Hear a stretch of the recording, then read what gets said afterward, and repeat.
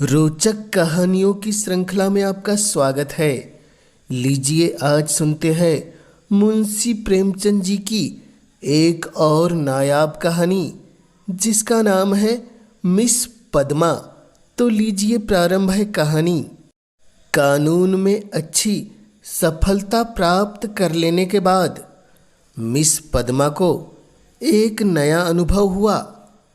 वह था जीवन का सूनापन। विवाह को उन्होंने एक अप्राकृतिक बंधन समझा था और निश्चय कर लिया था कि स्वतंत्र रहकर जीवन का उपभोग करूंगी।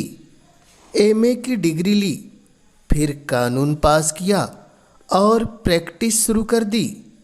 रूपवती थी, युवती थी, मृदुभाषिणी थी और प्रतिभाशालिनी भी। मार्ग में कोई बाधा न थी। देखते देखते वह अपने सभी नौजवान मर्द वकीलों को पीछे छोड़कर आगे निकल गई और अब उसकी आमदनी कभी कभी 1000 से भी ऊपर बढ़ जाती। अब उतने परिश्रम और सिर मगजन की आवश्यकता न रही। मुकदमे अधिकतर वही होते थे जिनका उसे पूरा अनुभव हो चुका था। उनके विषय में किसी तरह की तैयारी की उसे जरूरत नहीं मालूम होती थी। अपनी शक्तियों पर कुछ विश्वास भी हो गया था।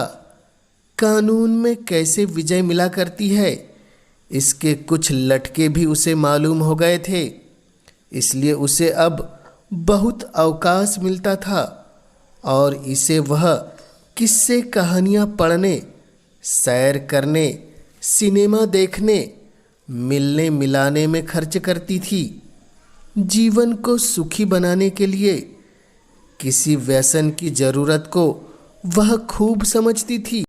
उसने फूल और पौधे लगाने का व्यसन पाल लिया था।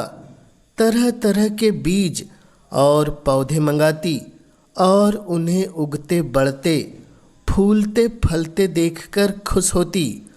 मगर फिर भी जीवन में सूनेपन का अनुभव होता रहता था। यह बात न थी कि उसे पुरुषों से विरक्ति हो, नहीं, उसके प्रेमियों की कमी न थी। अगर उसके पास केवल रूप और यौवन होता तो भी उपासकों का अभाव न रहता। मगर यहाँ तो रूप और यौवन के साथ धन भी था। फिर रसिक वृंद क्यों चूक जाते। पद्मा को विलास से घृणा थी, नहीं, घृणा थी तो पराधीनता से। विवाह को जीवन का व्यवसाय बनाने से। जब स्वतंत्र रहकर भोग विलास का आनंद उड़ाया जा सकता है तो फिर क्यों न उड़ाया जाए। भोग में उसे कोई नैतिक बाधा न थी। इसे वह केवल देह की एक भूख समझती थी। इस भूख को किसी साफ सुथरी दुकान से भी शांत किया जा सकता है और पद्मा को साफ सुथरी दुकान की हमेशा तलाश रहती थी। ग्राहक दुकान में वही चीज लेता है जो उसे पसंद आती है। पद्मा भी वही चीज चाहती थी। यूं उसके दर्जनों आशिक थे। कई वकील, कई प्रोफेसर, कई डॉक्टर, कई रईस, मगर ये सब के सब अय्याश थे, बेफिक्र, केवल भौरे की तरह रस लेकर उड़ जाने वाले। ऐसा एक भी नहीं था जिस पर वह विश्वास कर सकती। अब उसे मालूम हुआ कि उसका मन केवल भोग नहीं चाहता, कुछ और भी चाहता है। वह चीज क्या थी? पूरा आत्मसमर्पण, और यह उसे न मिलती थी। उसके प्रेमियों में एक मिस्टर प्रसाद था, बड़ा ही रूपवान और धुरंधर विद्वान। एक कॉलेज में प्रोफेसर था। वह भी मुक्त भोग के आदर्श का उपासक था और पद्मा उस पर फिदा थी। चाहती थी उसे बांध कर रखे, संपूर्णतः अपना बना ले, लेकिन प्रसाद चंगुल में न आता था। संध्या हो गई थी। पद्मा सैर करने जा रही थी कि प्रसाद आ गए। सैर करना मुलतवी हो गया। बातचीत में सैर से कहीं ज़्यादा आनंद था और पद्मा आज प्रसाद से कुछ दिल की बात कहने वाली थी। कई दिनों के सोच विचार के बाद उसने कह डालने का निश्चय किया था। उसने प्रसाद की नसीली आंखों से आंखें मिलाकर कहा, तुम यहीं मेरे बंगले में आकर क्यों नहीं रहते? प्रसाद ने कुटिल विनोद के साथ कहा, नतीजा यह होगा कि 2-4 महीने में यह मुलाकात भी बंद हो जाएगी। मेरी समझ में नहीं आया तुम्हारा क्या आशय है? आशय वही है जो मैं कह रहा हूँ। आखिर क्यों? मैं अपनी स्वतंत्रता नहीं खोना चाहूँगा। तुम अपनी स्वतंत्रता नहीं खोना चाहोगी। तुम्हारे पास तुम्हारे आशिक आएंगे, मुझे जलन होगी। मेरे पास मेरी प्रेमिकाएं आएगी, तुम्हें जलन होगी। मन मुटाव होगा, फिर वैमनस्य होगा और तुम मुझे घर से निकाल दोगी। घर तुम्हारा ही है, मुझे बुरा लगेगा ही। फिर यह मैत्री कैसे निभेगी? दोनों कई मिनट तक मौन रहे। प्रसाद ने परिस्थिति को इतने स्पष्ट, बेलाग, लठमार शब्दों में खोलकर रख दिया था कि कुछ कहने की जगह न मिलती थी। आखिर प्रसाद ही का नुक्ता सूझा। बोला, जब तक हम दोनों यह प्रतिज्ञा न कर ले कि आज से मैं तुम्हारा हूँ और तुम मेरी हो, तब तक एक साथ निवाह नहीं हो सकता। तुम यह प्रतिज्ञा करोगी? पहले तुम बतलाओ। मैं करूँगी तो मैं भी करूँगा, मगर इस एक बात के सिवा मैं और सभी बातों में स्वतंत्र रहूँगी। और मैं भी इस एक बात के सिवा हर बात में स्वतंत्र रहूँगा। मंजूर? मंजूर। तो कब से? जब से तुम कहो। मैं तो कहती हूँ कल से। तय? लेकिन अगर तुमने इसके विरुद्ध आचरण किया तो? और तुमने किया तो? तुम मुझे घर से निकाल सकती हो, लेकिन मैं तुम्हें क्या सजा दूंगा? तुम मुझे त्याग देना और क्या करोगे? जी नहीं, तब इतने से चित्त को शांति नहीं मिलेगी। तब मैं चाहूँगा तुम्हें जलील करना, बल्कि तुम्हारी हत्या करना। तुम बड़े निर्दयी हो प्रसाद। जब तक हम दोनों स्वाधीन हैं, हमें किसी को कुछ कहने का हक नहीं। लेकिन एक बार प्रतिज्ञा में बंध जाने के बाद फिर न मैं उसकी सवज्ञा सह सकूंगी, न तुम सह सकोगे। तुम्हारे पास दंड का साधन है, मेरे पास नहीं है। कानून मुझे कोई भी अधिकार नहीं देगा। मैं तो केवल अपने पशुबल से प्रतिज्ञा का पालन कराऊंगा, और तुम्हारे इतने नौकरों के सामने मैं अकेला क्या कर सकूंगा? तुम जो चित्र का श्याम पक्ष ही देखते हो, जब मैं तुम्हारी हो गई हूँ तो यह मकान, नौकर चाकर और जायदाद सब कुछ तुम्हारा है। हम तुम दोनों जानते हैं कि ईर्ष्या से ज़्यादा घृणित कोई सामाजिक पाप नहीं है। तुम्हें मुझसे प्रेम है या नहीं, मैं नहीं कह सकती, लेकिन तुम्हारे लिए मैं सब कुछ सहने, सब कुछ कहने को तैयार हूँ। दिल से कहती हो पद्मा, सच्चे दिल से।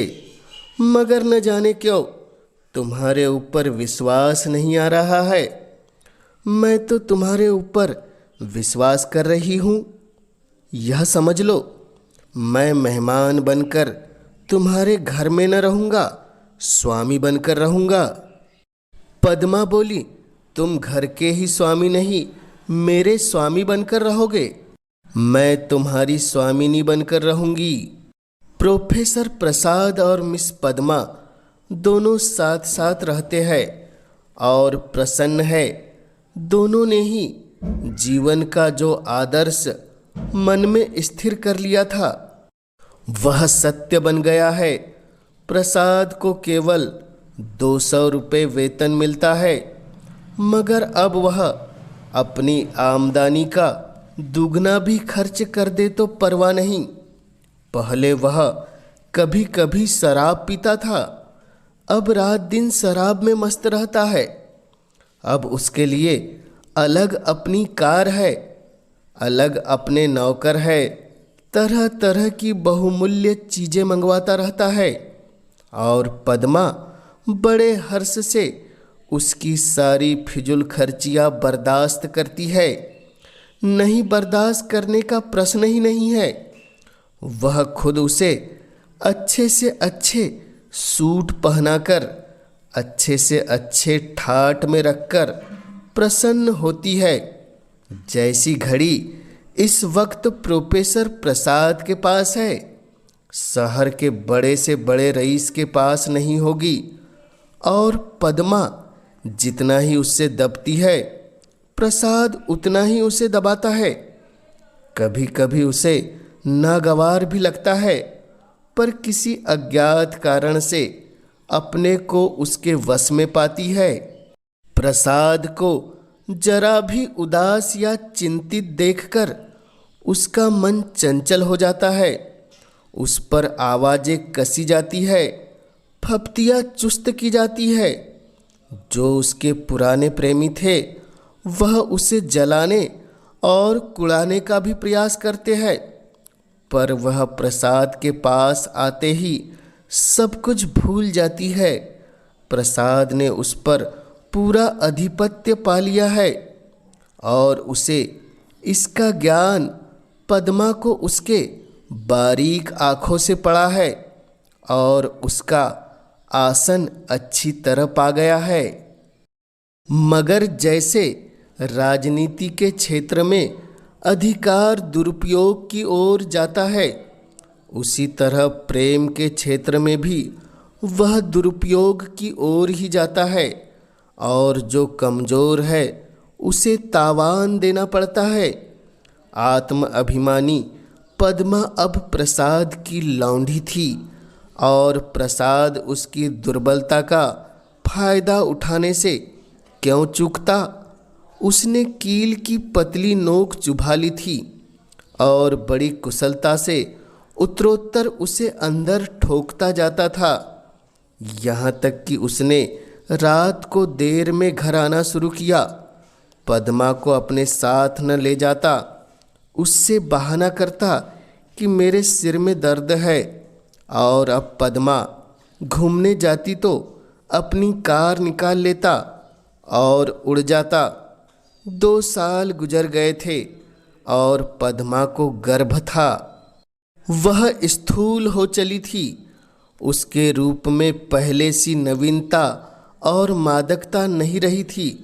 वह घर की मुर्गी थी जो साग बराबर थी।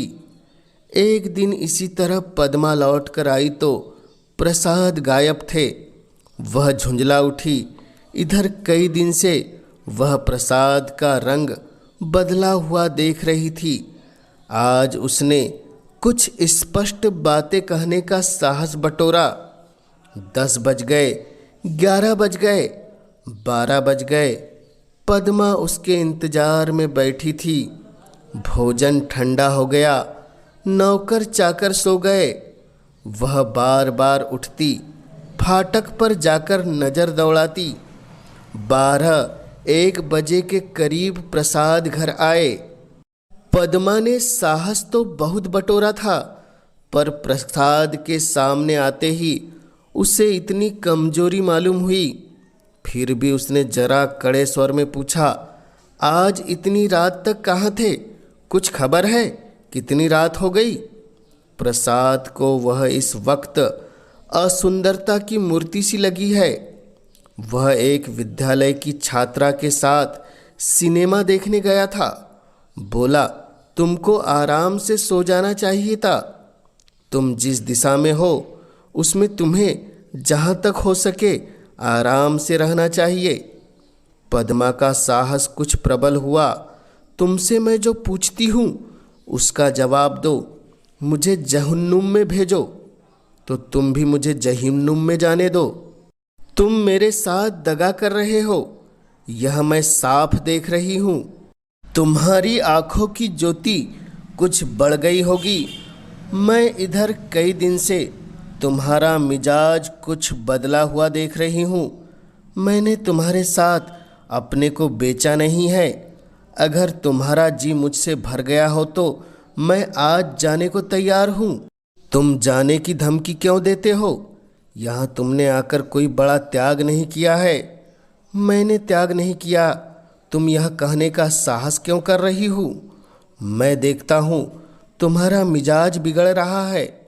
तुम समझती हो मैंने इसे अपंग कर दिया, मगर मैं इसी वक्त तुम्हारे ठोकर मारने को तैयार हूँ। इसी वक्त पद्मा का साहस जैसे बुझ गया था। प्रसाद अपना ट्रंक संभाल रहा था। पद्मा ने दीन भाव से कहा, मैंने तो ऐसी कोई बात नहीं की जो तुम इतना बिगड़ उठे। मैं तो केवल तुमसे पूछ रही थी कहाँ थे। क्या मुझे इतना भी अधिकार नहीं देना चाहते? मैं कभी तुम्हारी इच्छा के विरुद्ध कोई काम नहीं करती और तुम मुझे बात बात पर डांटते रहते हो। तुम्हें मुझ पर जरा भी दया नहीं आती। मुझे तुमसे कुछ भी तो सहानुभूति मिलनी चाहिए। मैं तुम्हारे लिए क्या कुछ करने को तैयार नहीं हूँ, और आज जो मेरी दशा हो गई है तो तुम मुझसे आंखें फेर लेते हो। उसका कंठ रूद गया और मेज पर सिर रखकर फूट फूट कर रोने लगी। प्रसाद ने पूरी विजय पाई।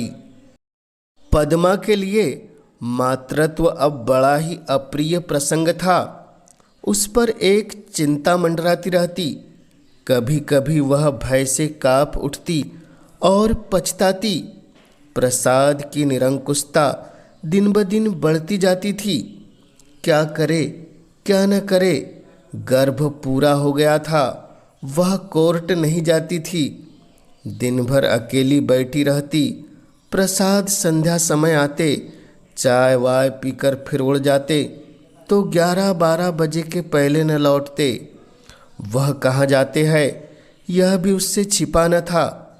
प्रसाद को जैसे उसकी सूरत से नफरत थी। पूर्ण गर्भ, पीला मुख, चिंतित, सशंक, उदास, फिर भी वह प्रसाद को श्रृंगार और आभूषणों से बांधने की चेष्टा से बाज न आती थी।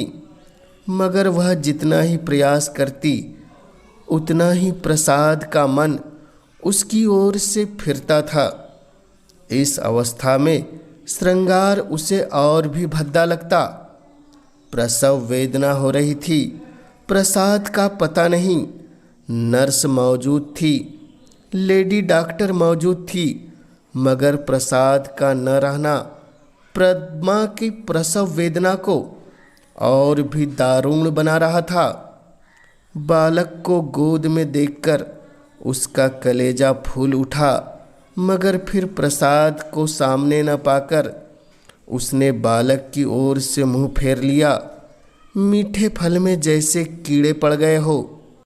5 दिन सौर ग्रह में काटने के बाद जैसे पद्मा जेल खाने से निकली, नंगी तलवार बनी हुई, माता बनकर वह अपने में एक अद्भुत शक्ति का अनुभव कर रही थी।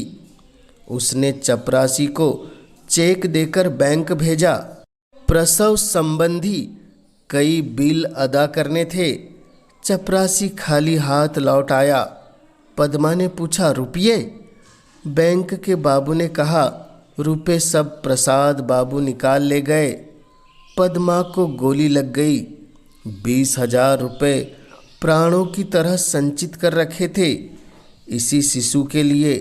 हाय, सौर से निकलने पर मालूम हुआ प्रसाद विद्यालय की एक बालिका को लेकर इंग्लैंड की सैर करने चले गए। झल्लाई हुई घर में आई, प्रसाद की तस्वीर को उठाकर जमीन पर पटक दी और उसे पैरों से कुचला। उसका जितना सामान था उसे जमा करके दिया सलाई लगा दी और उसके नाम पर थूक दिया। 1 महीना बीत गया था। पद्मा अपने बंगले के फाटक पर शिशु को गोद में लिए खड़ी थी। उसका क्रोध अब शोकमय निराश बन चुका था। बालक पर कभी दया आती, कभी प्यार आता, कभी घृणा आती।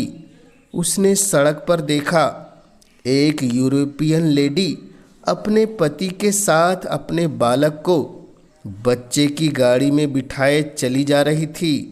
उसने हसरत भरी आँखों से उस खुशनसीब जोड़े को देखा और उसकी आंखें सजल हो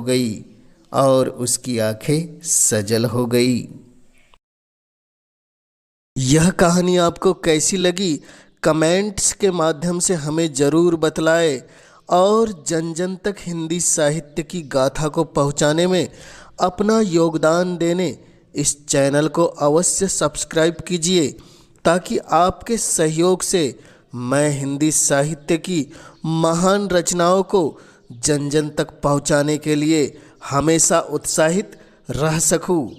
आप सभी श्रोताओं का पुनः इस चैनल से जुड़ने के लिए हृदय की गहराई से बहुत बहुत आभार।